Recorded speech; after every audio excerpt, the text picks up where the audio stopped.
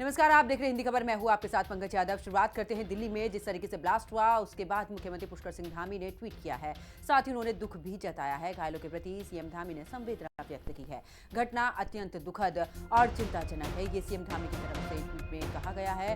DGP से सुरक्षा व्यवस्था कड़ी करने के निर्देश भी दिए गए हैं। राज्य की सीमाओं पर विशेष निगरानी रखने के निर्देश भी मुख्यमंत्री की तरफ से दिए गए हैं। हर संदिग्ध गतिविधि पर पैनी नजर रखी जाए, ये मुख्यमंत्री की तरफ से कहा गया है।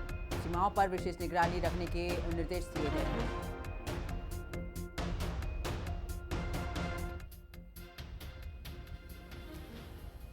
तो देखिए, राज्य की सीमाओं पर विशेष निगरानी जारी। मुख्यमंत्री पुष्कर सिंह धामी ने ट्वीट किया है। आपको बता दें कि जिस तरीके से बीते दिन शाम को ये ब्लास्ट हुआ उसके बाद उत्तराखंड में भी अब हाई अलर्ट जारी कर दिया गया है। वहां पर भी जो सीमावर्ती क्षेत्र है वहां पर सीधे तौर पर यह भी कहा गया है मुख्यमंत्री पुष्कर सिंह धामी की तरफ से कि वहां पर सुरक्षा व्यवस्था चाक चौबंद की जाए। जो बाहर से लोग आ रहे हैं उनकी पूरे तरीके से चेकिंग हो।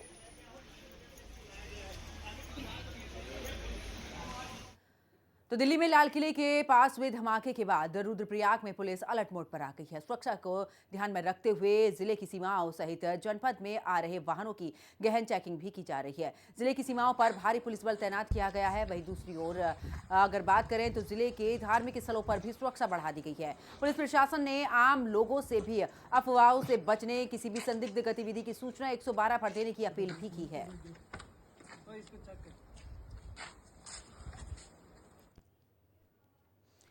उधर दिल्ली के लाल किला इलाके में धमाके के बाद उत्तराखंड में हाई अलर्ट जारी है। सभी जिलों में रेलवे स्टेशन, बस अड्डे, मॉल, मंदिरों पर भी कड़ी चेकिंग हो रही है। देहरादून, हरिद्वार, हल्द्वानी, रुद्रप्रयाग, काशीपुर में पुलिस गश्त बढ़ा दी गई है। ये वो शहर है जहां जो कि इस दौरान दूसरे राज्यों की सीमाओं से लगे हुए हैं। ऐसे में यहाँ पर जो गश्त है उसको बढ़ा दिया गया है। उधम सिंह नगर में भी यूपी सीमा से सटे इलाकों में नाकेबंदी कर रात भर निगरानी की जा रही है। पुलिस से 24 घंटे अलर्ट रहने, इसके साथ ही भीड़ भाड़ वाले इलाकों में सादी वर्दी में जो पुलिसकर्मी हैं वो भी उनकी तैनाती की गई है। सोशल मीडिया पर अफवाहों पर नजर रखने के निर्देश भी दिए गए हैं। जो आज घटनाक्रम घटित हुआ है उसकी संवेदनशीलता के मद्देनजर एसएसपी उधम सिंह नगर सर के द्वारा सभी भीड़ भाड़ वाले स्थानों, सार्वजनिक आवागमन के मार्गों, रेलवे स्टेशन, बस अड्डा, शॉपिंग मॉल्स, इन सभी में सघन चेकिंग किए जाने के निर्देश दिए गए थे। उन्हीं निर्देशों के अनुपालन में आज यहाँ रेलवे स्टेशन पर ये चेकिंग की कार्रवाई को अंजाम दिया जा रहा है और आम जनमानस को जागरूक भी किया जा रहा है कि वो अपने आसपास अगर कोई लावारिस वस्तु पड़ी हुई है तो तत्काल पुलिस स्टेशन को या 112 नंबर पर सूचना दें। तो दिल्ली के लाल किला इलाके में धमाके के बाद हरिद्वार में भी पुलिस सतर्क हो गई है। हर की पौड़ी, रेलवे स्टेशन, बस अड्डा, होटल, गेस्ट हाउस में भी सघन चेकिंग की जा रही है। पुलिस टीमें जगह जगह पर वाहनों, लोगों की भी जांच कर रही है, उनसे पूछताछ कर रही है, कहां से आए हैं। कुल मिलाकर अलर्ट पर है पुलिस। संवेदनशील इलाकों में गश्त जो है वो बढ़ा दी गई है। सीसीटीवी से लगातार निगरानी भी रखी जा रही है। पुलिस ने लोगों से ये भी अपील की है, सतर्क रहें, किसी भी संदिग्ध व्यक्ति या फिर गतिविधि की जानकारी तुरंत पुलिस को दें।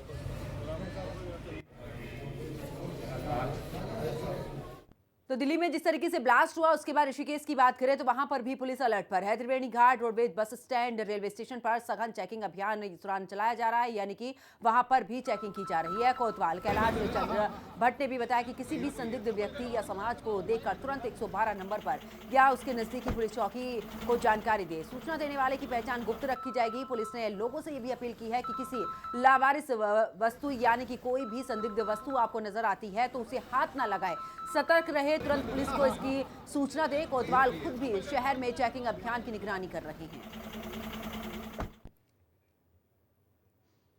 दिल्ली के लाल किले के पास हुए इस धमाके के बाद उत्तराखंड में भी पुलिस अलर्ट मोड पर है। आपको बता दें कि डीजीपी ने पूरे राज्य में हाई अलर्ट जारी करते हुए सुरक्षा बढ़ाने के आदेश दिए हैं। राज्य के सभी जिलों में सीमाएं, मंदिरों, बाजारों, बस स्टैंड, रेलवे स्टेशन, मॉल जैसे भीड़ भाड़ वाले जो इलाके हैं वहां पर पुलिस ने अपनी चेकिंग बढ़ा दी है। पुलिस की यहां पर चीता मोबाइल पेट्रोल जो कारें हैं, बम निरोधक दस्ता है, डॉग स्क्वाड टीम है, लगातार जांच कर रही है। इसी के साथ में पुलिस ने अपनी गश्त भी बढ़ा दी है। उसमें में भी जुटी हुई है। पुलिस मुख्यालय से हर गतिविधि पर नजर रखी जा रही है। डीजीपी ने लोगों से यह भी अपील की है कि अफवाहों पर ध्यान न दें, शांति बनाकर रखें। किसी भी संदिग्ध व्यक्ति या फिर अगर आपको वस्तु नजर आती है तुरंत पुलिस को सूचना दें। डायल 112 पर इसकी जानकारी दें। लोगों से बार बार अपील प्रशासन की तरफ से की जा रही है। तो दिल्ली में कार धमाका होने के बाद उत्तराखंड में भी अलर्ट जारी है। देहरादून एसएसपी ने भी पुलिस को हाई अलर्ट पर रखा है। इसके अलावा पूरे शहर में चेकिंग बढ़ा दी गई है। एसएसपी खुद सड़कों पर उतरकर सुरक्षा इंतजाम देख रहे हैं। रेलवे स्टेशन पर डॉग स्क्वाड बीडीएस टीम भी जांच कर रही है। इसके साथ ही एसपी सिटी अन्य अधिकारी भी जगह जगह पर वाहनों लोगों की जांच कर रहे हैं ताकि कोई संदिग्ध गतिविधि ना हो।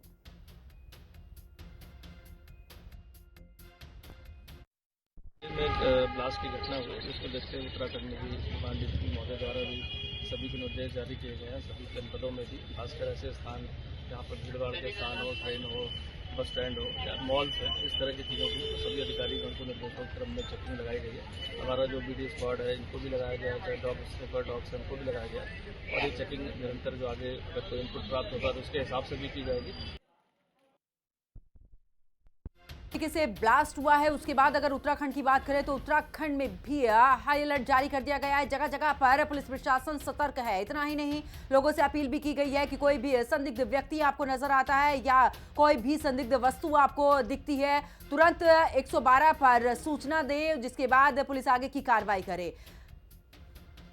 और ज्यादा जानकारी के लिए देहरादून से हमारी सहयोगी दीपिका भंडारी हमारे साथ में जुड़ चुकी है। हरिद्वार से सचिन कुमार हमारे साथ में जुड़ चुके हैं। नैनीताल से तेज सिंह नेगी भी हमारे साथ में हमारे सहयोगी जुड़ चुके हैं। दीपिका, सबसे पहले आपके पास में आते हुए, क्योंकि देखा है दिल्ली में जिस तरीके से ब्लास्ट हुआ उसके बाद हर राज्य में अलर्ट जारी कर दिया गया। उत्तराखंड की बात करें, क्योंकि सीमावर्ती क्षेत्र है, उत्तराखंड कई राज्यों से भी मिलता हुआ। ऐसे में अगर खास करके मैं उत्तर प्रदेश की बात करूं, उत्तर प्रदेश के कई सीमाएं इस दौरान कई शहर ऐसे हैं उत्तराखंड के जो कि जुड़े हुए हैं। ऐसे में वहां पर किस तरीके से अलर्ट जारी किया गया है? जी बिल्कुल, देखिए दिल्ली में जो धमाका हुआ है उसके बाद लगातार जो तमाम राज्य हैं वहां पर हाई अलर्ट जारी किया गया है। उत्तराखंड में भी हाई अलर्ट जारी किया गया है, क्योंकि अक्सर ये देखने में आया है कि जब भी किसी राज्य में कोई बड़ा अपराध होता है तो जो अपराधी हैं वो उत्तराखंड की शरण लेते हैं और ये कई बार जब सत्यापन अभियान चलता है उसमें ये अपराधी जो है पकड़े भी गए हैं। जो बड़े बड़े जो अपराध हैं वो करके उत्तराखंड में छुपे हैं। ऐसे में कहीं ना कहीं उत्तराखंड में हाई अलर्ट जो है जारी किया गया है। तमाम जो गाड़ियां यहाँ पर आ रही हैं उनकी चेकिंग की जा रही है। रात को खासतौर पर जो रेलवे स्टेशन है, बस अड्डा है, तमाम जो होटल है वहां पर चेकिंग की गई। खुद एसएसपी अजय सिंह जो है वो सड़कों पे उतरे, उन्होंने यहाँ पर चेकिंग जो है वो की थी खुद मौके पर पहुंच के। और तमाम जो होटल है वहाँ के जो रजिस्टर हैं वो भी चेक किए जा रहे हैं कि कोई संदिग्ध व्यक्ति यहाँ तो रुका तो नहीं है, होटल का कमरा तो नहीं लिया है। इस वक्त मेरी मौजूदगी घंटा घर में है, जहाँ पर मैं आपको दिखाऊंगी तस्वीरों में कि ट्रैफिक जो है वो चल रहा है। और देर रात को इसी क्षेत्र में जो है लगातार सघन चेकिंग अभियान जो है एसएसपी ने खुद चलाया था और रेलवे स्टेशन भी वो पहुंचे थे, क्योंकि देखिए सबसे भीड़ भाड़ वाला इलाका जो है वो देहरादून का सबसे ज्यादा भीड़ भाड़ वाला इलाका यही घंटाघर पलटन बाजार है, जहाँ पर पूरे शहर से जो लोग हैं शॉपिंग करने के लिए यहाँ पहुंचते हैं। भीड़ भाड़ इलाका है, ऐसे में कोई बड़ी अनहोनी ना हो और सबसे ज्यादा वाहन जो है उनका दबाव भी सबसे ज्यादा घंटाघर में ही होता है। ऐसे में कोई संदिग्ध वस्तु किसी वाहन में ना हो या कोई संदिग्ध व्यक्ति यहाँ पर ना हो, ऐसे में जो चेकिंग है वो यहाँ पर की जा रही थी। अभी मैं आपको दिखाऊंगी तस्वीरों में, यहाँ पर लगातार पुलिस की जो वाहन है वो देखें, आप देखेंगे गश्त देखेंगे किस तरीके से जा रहे हैं। पुलिसकर्मी यहाँ पर तैनात हैं तो लगातार जो है रात से चेकिंग कर रहे थे। चूंकि अभी सुबह ड्यूटी पर पहुंचे हैं तो ऐसे में जो ट्रैफिक है वो भी काफी भारी दबाव यहाँ पर है, तो लगातार चेकिंग जो की जा रही है। आप देखेंगे शहर में काफी हलचल है, जगह जगह पुलिस जो है वो तैनात की गई। मैं आपको तस्वीर में दिखाऊंगी। वाहनों को जब जरूरी हो रहा है वो वाहनों को रोका भी जा रहा है, चेकिंग की जा रही है और पूछताछ भी की जा रही है कि आखिरकार वो कहां से आए हैं। मैं आपको दिखाऊंगी तस्वीरों में, क्योंकि मैं जैसे कि मैंने पहले बताया घंटाघर एक ऐसी जगह है, ऐसा बाजार है जहां पूरे जिले भर के जो लोग हैं वो शॉपिंग के लिए आते हैं। तो कहीं ना कहीं भीड़ भाड़ वाले इलाके में अपराधी को छुपने में जो है आसानी होती है। तो यहाँ पर रात से ही चेकिंग चल रही थी। हालांकि अभी चेकिंग उतनी नहीं हो रही है, लेकिन रात को जो है अपराधी जो है बाहर निकलते हैं और छुपने की जगह ढूंढते हैं और जो बॉर्डर्स है वो क्रॉस करते हैं। ऐसे में रात को जो चेकिंग है वो ज्यादा हो रही है, खासतौर पर कुल्हाल जो चौकी है, पौंटा साहिब हिमाचल का जो बॉर्डर है, अच्छा हम उधम सिंह नगर की बात करें बरेली का जो बॉर्डर है और हरिद्वार में नारसन बॉर्डर, इन तीनों जिलों में जो ज्यादातर चेकिंग है सघन चेकिंग वो की जा रही है।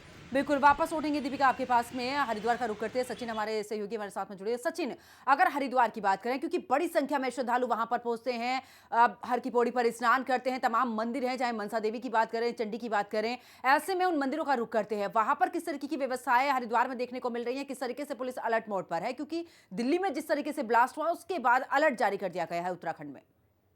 बिल्कुल, मैं बताऊँ आपको, कल दिल्ली में विस्फोट के बाद हरदा पुलिस जो है वो भी अलर्ट मोड पे है और जो भी यहाँ पर मंदिर है, चंडी देवी, मनसा देवी या अन्य जो भी मंदिर है उनकी सुरक्षाएं बढ़ा दी गई है और किसी तरह की कोई चूक हरदा पुलिस से ना हो, उसको लेकर चेकिंग अभियान लगातार रात से ही जारी किया गया और बॉर्डर जो नार्थन बॉर्डर है उसको भी यहाँ पर चेकिंग बढ़ा दी गई है और किसी तरह की कोई सभी गाड़ियाँ रास्ते चेक की जाएगी। हर की पौड़ी हो, अपना मनसा देवी, चंडी देवी या अन्य कोई भी मंदिर उसको लेकर भी सुरक्षा बढ़ा दी गई और हरिद्वार एसएसपी ने कहा है कि ऐसी कोई बात नहीं है और लगातार व्यवस्थाएं बना के रखिए, तो पुलिस आपके साथ है।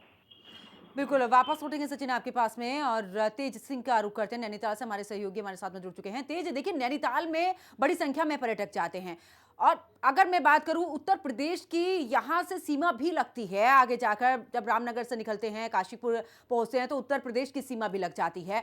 ऐसे में दूसरे राज्य की सीमा भी लगती। कुल मिलाकर वहां पर किस तरीके की चौकसी जो है वो पुलिस ने बढ़ा दी है?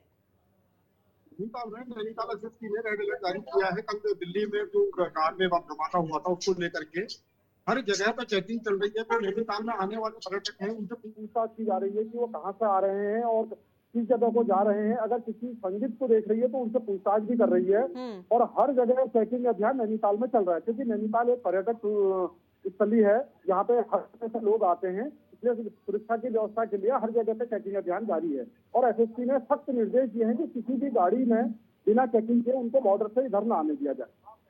बिल्कुल, वापस लौटेंगे तेज आपके पास में, दीपिका के पास चलते हुए। दीपिका, क्योंकि देखिए देहरादून जो है वो राजधानी भी है और जिस तरीके से देश की राजधानी में ब्लास्ट हुआ उसके बाद हर राज्य पूरे तरीके से सतर्क है कि आखिरकार देखिए कहीं इस तरीके की गतिविधि ना हो जाए। उत्तराखंड में पहले से ही कालनेमी जो है वो अभियान चलाया जा रहा है, जो संदिग्ध लोग हैं उनकी पहचान की जा रही है। ऐसे में अब मौजूदा स्थिति को देखते हुए और कितने सख्ती से ये अभियान आगे बढ़ेगा? जी बिल्कुल, देखिए मैं आपको एक बात बताऊंगी कि सबसे बड़ी बात यह है कि जो यहाँ के प्रेमनगर में कई ऐसे इंस्टीट्यूट हैं जिसमें जम्मू कश्मीर के जो बच्चे हैं वो पढ़ते हैं और जब जो ये दिल्ली धमाका हुआ है इसमें पुलवामा का कनेक्शन भी निकल के सामने आया है कि जो कार थी वो पुलवामा में किसी आतंकी की या किसी ऐसे संदिग्ध की थी जो पहले भी पुलिस के रडार में था। हालांकि उस पूरे परिवार ने जो है इसमें इंकार किया है कि उनकी गाड़ी जो है कभी दिल्ली गई नहीं, उनके बच्चे कभी दिल्ली नहीं गए हैं। लेकिन मैं आपको बताऊंगी जब पुलवामा अटैक हुआ था तो प्रेमनगर में ही एक इंस्टीट्यूट में पढ़ने वाले बच्चे ने स्टूडेंट ने फेसबुक पोस्ट करते हुए इसकी तारीफ की थी और उसने कहा था कि पार्टी होगी आज। तो ऐसे में उस लड़के को जो है हिरासत में लिया गया था, उससे पूछताछ की गई थी और वो जम्मू कश्मीर का निकला था जिसका कहीं ना कहीं कनेक्शन किसी आतंकी से था। तो आज भी मुझे लगता है जो पुलिस है वो जो प्रेमनगर में तमाम जो इंस्टीट्यूट है जहाँ पर जम्मू कश्मीर के कई ऐसे छात्र पढ़ रहे हैं जिनका कनेक्शन निकला है आतंकवादियों से और जो ब्लास्ट हुए हैं पुलवामा में उनसे कहीं ना कहीं कनेक्शन निकला है। ऐसे में जो यहाँ के जो प्रेमनगर में कई ऐसे इंस्टीट्यूट है उनकी जो वहाँ पे जो सघन चेकिंग अभियान है वो भी किया जाएगा पुलिस की ओर से, क्योंकि इससे पहले जब हादसे जितने भी हुए हैं यहाँ पर जो प्रेमनगर है जहाँ इंस्टीट्यूट है वहाँ पर हमेशा पुलिस पूछताछ करती है लड़कों को हिरासत में लेकर, जो खासतौर पर पाकिस्तान बॉर्डर से लगे हुए हैं जो वहाँ रहते हैं उनसे पूछताछ की जाती है। ऐसे में इन तमाम इलाकों की भी जो चेकिंग है वहाँ बढ़ा दी गई है पुलिस के द्वारा। लगातार जो स्टूडेंट वहाँ पढ़ते हैं उनसे पूछताछ की जा रही है कि आखिरकार क्या उनके पास कोई जानकारी है, क्योंकि एक आतंकवादी जब मारा गया था, जब सेना ने मार गिराया था उसको वहाँ पीओके में, तो वो देहरादून में ही पढ़ता था जो यहाँ से चला गया था और वो आतंकवादी गतिविधियों में शामिल हो गया था। ऐसे में कहीं ना कहीं देहरादून में हाई अलर्ट जो है वो जारी किया है, खासतौर पर राजधानी क्योंकि ये है और तमाम जो इंस्टीट्यूट है जहाँ पर ऐसे छात्र पढ़ते हैं जो पीओके बॉर्डर से है, जम्मू कश्मीर से हैं, उनकी पूछताछ जो है लगातार की जा रही है। तमाम होटल्स में चेकिंग जो है वो की जा रही है कि कोई संदिग्ध तो छुपा नहीं हुआ है, क्योंकि अक्सर हमने देखा है यूपी, सहारनपुर, बरेली में जब भी तस्कर चाहे तस्करी करते हो, स्मैक, गांजा कुछ भी या अपराध करते हैं तो अक्सर देखा गया है कि उत्तराखंड में ही आकर छुपते हैं। कई बार जो सत्यापन अभियान चलता है पुलिस का उसमें वो पकड़े गए हैं। अभी फिलहाल डीजीपी ने निर्देश दिए हैं कि सघन चेकिंग अभियान तो चलाया ही जाए लेकिन सत्यापन अभियान भी चलाया जाए और ऐसे में पुलिस जो है वो घर घर जाके सत्यापन कर रही है लोगों दीपिका, का। और देखिए नजर बनाए रखने के लिए पुलिस प्रशासन पूरे तरीके से अलर्ट है। बहुत बहुत शुक्रिया दीपिका हमारे साथ जुड़ने के लिए। सचिन आपका भी बहुत बहुत शुक्रिया, तेज आपका भी बहुत बहुत शुक्रिया हमारे साथ जुड़ने के लिए, तमाम जानकारी साझा करने के लिए। अब आगे बात करते हैं देहरादून में उत्तराखंड स्थापना दिवस पर 300 से ज्यादा ड्रोन ने आसमान को रोशन कर दिया है। मुख्यमंत्री पुष्कर सिंह धामी के नेतृत्व में युकाडा ने शानदार ड्रोन लाइट शो किया है। शो में भगवान शिव, केदारनाथ, बद्रीनाथ धाम, उत्तराखंड 25 वर्ष के सुंदर दृश्य यहां पर दिखाई दिए हैं। इसके साथ ही राज्य की संस्कृति, इसके अलावा छोड़िया नृत्य, हिमालयन मोनाल की भी झलक ने लोगों को आकर्षित किया है। यह कार्यक्रम परंपरा तकनीकी का सुंदर मेल रहा है। युकाडा के यहाँ पर एडिशनल सीईओ एसएस टोलिया ने भी इसे नवाचार की दिशा में एक बड़ा कदम बताया है।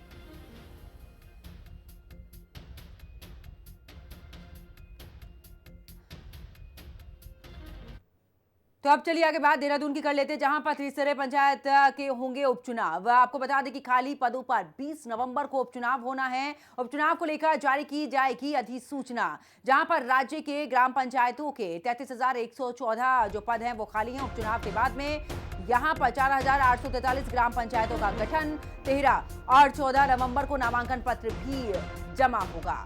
तो बड़ी खबर आपको बता रहे हैं, जहां पर उपचुनाव को लेकर जारी की जाएगी जल्दी ही अधिसूचना। राज्य में ग्राम पंचायतों के 33,114 पद खाली। उपचुनाव के बाद 4,843 यहां पर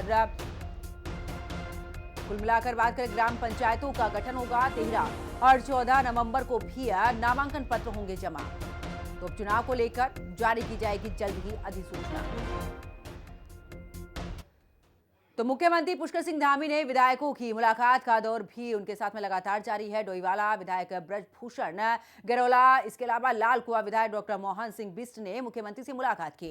इस दौरान दोनों विधायकों ने अपने अपने क्षेत्रों की विकास योजनाओं, जन समस्याओं पर विस्तार से चर्चा की है।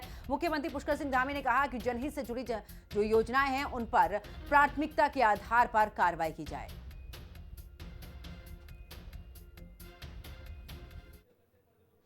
कैबिनेट मंत्री गणेश जोशी ने जिला कलेक्ट्रेट सभागार में आपदा प्रबंधन की समीक्षा बैठक की। उन्होंने अधिकारियों से कहा कि जरूरी कामों को जल्दी ही पूरा करें। आपदा के समय संवेदनशील होकर लोगों की मदद करें। जिलाधिकारी नीतिलिका खंडेलवाल ने भी बैठक में यह भी बताया कि इस साल हुई आपदाओं में हुए नुकसान का ब्यौरा तैयार कर लिया गया है। इसके अलावा मुआवजा समय पर दिया गया है। कुछ कामों के लिए अतिरिक्त बजट की मांग की गई है। उन्होंने कहा कि पेयजल, सड़क, बिजली से जुड़ी जो क्षतियां हैं उनको जल्द ही, यानी कि जो कमियां हैं उनको जल्द ही ठीक किया जाए।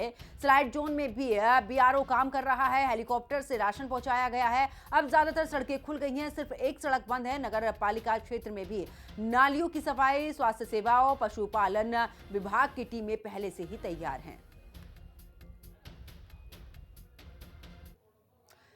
सरदार वल्लभ भाई पटेल की 150वीं जयंती पर टिहरी में कई कार्यक्रम हो रहे हैं। कई स्कूलों के बच्चों ने डाई से हनुमान चौक, इसके अलावा गणेश चौक तक पद यात्रा निकाली है। मुख्य विकास अधिकारी ने हरी झंडी दिखाकर यात्रा की शुरुआत की है। उन्होंने बताया कि यात्रा करीब 7 से 8 किलोमीटर तक चलेगी। 15 नवंबर को मुनि की रेती में भी पद यात्रा होगी।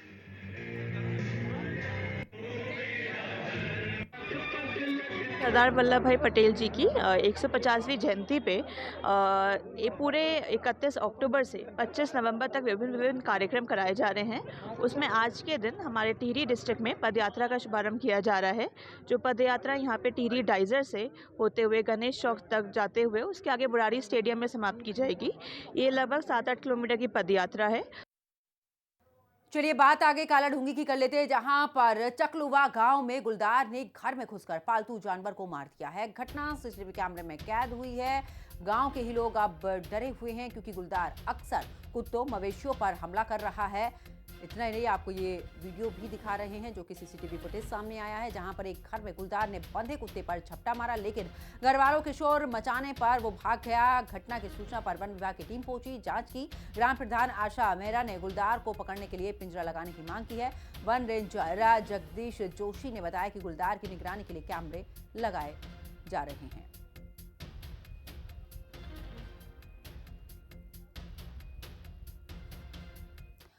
तो अब चलिए आगे बात करते हैं, जहां पर टिहरी में आउटसोर्स कर्मचारी लंबे समय से अपनी नौकरी स्थायी करने और समान वेतन पाने की मांग कर रहे हैं। उनकी हड़ताल शुरू हो गई है। वहीं टिहरी पहुंचे कृषि मंत्री गणेश जोशी ने कहा कि कर्मचारियों को जल्द ही नौकरी में समायोजन का समान वेतन भी दिया जाएगा। उन्होंने ये भी कहा कि हड़ताल से सरकारी कामकाज प्रभावित हो सकता है, इसलिए सरकार इस मुद्दे पर जल्द ही निर्णय लेगी।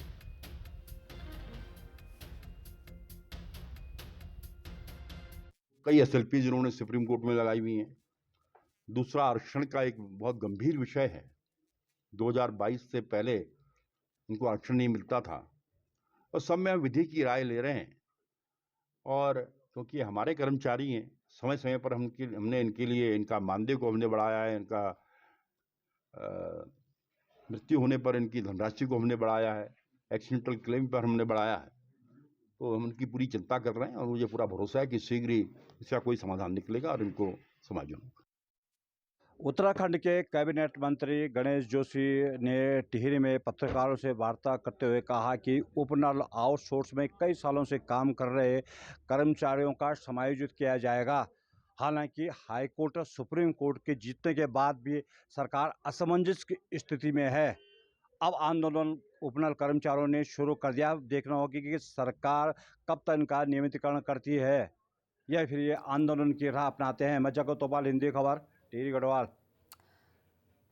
तो उधर टिहरी में जिलाधिकारी नितिका खंडेलवाल ने भी कलेक्ट्रेट सभागार में जनता दरबार आयोजित किया है। दूर दराज से ग्रामीण लोग अपने घर गांव की समस्याओं को लेकर आए। लोग मुख्य रूप से पेयजल, सड़क, अन्य सरकारी सेवाओं से जुड़ी शिकायतें लेकर पहुंचे। नितिका खंडेलवाल ने बताया कि कई मामलों का समाधान मौके पर ही किया गया है, जबकि कुछ मामलों को शासन स्तर पर भेजा गया है। क्योंकि काफ़ी जनता दरबार हम लोग लेते हैं, हर मंडे लेते हैं, काफ़ी रिलीजियसली लेते हैं। उसमें अगर हम यदि देखें तो अब जो मैटर्स हैं जिसमें लोग 2-2 3-3 बार आ रहे हैं, वो मुख्यतः मैंने अभी समीक्षा भी करी थी पिछले शनिवार, वो मैटर्स हैं जो काफ़ी पुराने टाइम से लंबित हैं। 10-10, 12-12 साल हो गए हैं। PWD के सड़क के मुआवजे के मैटर्स हैं, पुनर्वास के मैटर्स हैं, और काफ़ी सारे मैटर्स अब जो हमारे मतलब इन द सेंस की संज्ञान में तुरंत आए। तो जैसे CM हेल्पलाइन के मैटर्स हैं, तो माननीय मुख्यमंत्री जी के निर्देश होता है कि वो 3 दिन में पूर्ण हो जाए। तो काफ़ी मैटर्स हो भी गए हैं। इनफैक्ट आज मुझे बताते हुए हर्ष भी हो रहा है कि कुछ गांव, मतलब 1-2 गांव के प्रधान आए हैं, उन्होंने एक धन्यवाद पत्र भी दिया है कि कुछ जगह उनके जो काम है वो त्वरित गति से हो गए हैं।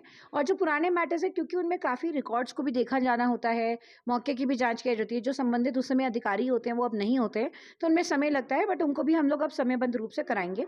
और जैसे माननीय मुख्यमंत्री जी के भी निर्देश रहते हैं कि जैसे जल है, सड़क है, इन सब की जो शिकायतें हैं उसको प्राथमिकता भी ले जाए, वो हम लोग ले रहे हैं।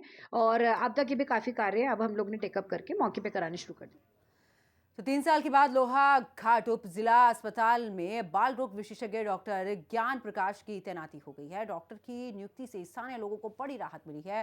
डॉक्टर ज्ञान प्रकाश ने कहा कि उनका मकसद होगा कि किसी भी बच्चे या फिर नवजात को बाहर रेफर ना करना पड़े, उन्हें अस्पताल में ही पूरा इलाज मिले। चिकित्सा अधीक्षक डॉक्टर विराज राठी ने भी बताया कि बाल रोग विशेषज्ञ की नियुक्ति से अस्पताल की सेवाएं और भी मजबूत हुई हैं।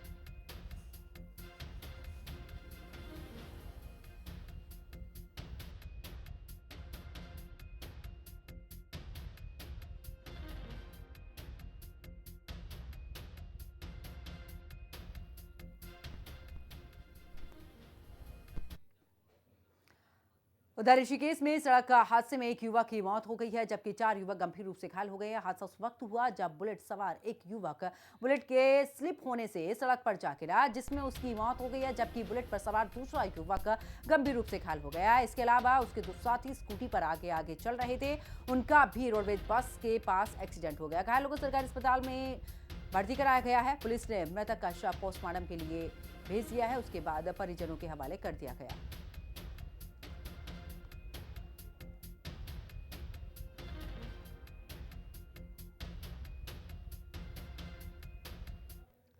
लोहाघाट की कोली ढेक झील इन तीनों पर्यटकों से भरी हुई है। लोग झील में नौकायन का मजा ले रहे हैं। स्थानीय नौका संचालकों का कहना है कि पर्यटकों की बढ़ती हुई संख्या उन्हें अच्छा रोजगार इस वजह से मिल रहा है। पर्यटकों ने झील की सुंदरता की तारीफ की है, साथ ही कहा कि यहाँ सुविधाओं की जरूरत है। बहुत अच्छा लगा प्रोग्राम तुम्हारा, और तुम्हारा जो वेलकम है ना यहाँ पर, वो बहुत ही अच्छा लगा मुझे। और गवर्नमेंट के लिए तो अच्छा है, पर लेकिन जो एक अगर गाइडर भी हो ना, बड़ा अच्छा रहेगा। जी बिल्कुल भाई साहब, आज बहुत अच्छा माहौल है। आज देखो सारे बोटें हमारी चली हैं। दूसरा, सिंचाई विभाग का बहुत बहुत धन्यवाद, और DM साहब का बहुत बहुत धन्यवाद करना चाहते हैं, जिसने वो सुलभ शौचालय खुल गया है, उससे भी पर्यटकों को सुविधाएं हो रही हैं। और आज ऐसा है, आज यहाँ पे वीकेंड में बहुत भीड़ रहती है। आज ऐसे रविवार का दिन है तो काफ़ी स्कूल के बच्चे भी आए हैं और बाहर से भी लोग आ रहे हैं, लोकल भी आ रहे हैं। धन्यवाद। जैसे कि आपको पता ही है सर, ये मुद्दे हमारे रहते ही हैं। सुविधाएं जैसे बैठने के लिए टीन सेट, लोगों हमारे लिए टिकट काउंटर, और लोगों के लिए कुछ ऐसा रिफ्रेशमेंट के लिए कुछ नहीं है यहाँ पे। जैसे लोग कुछ किसी को चाय पानी या कुछ लेना है तो वो यहाँ पे सुविधा नहीं। तो इस बुलेटिन में फिलहाल इतना ही। आप देखते रहिए हिंदी खबर।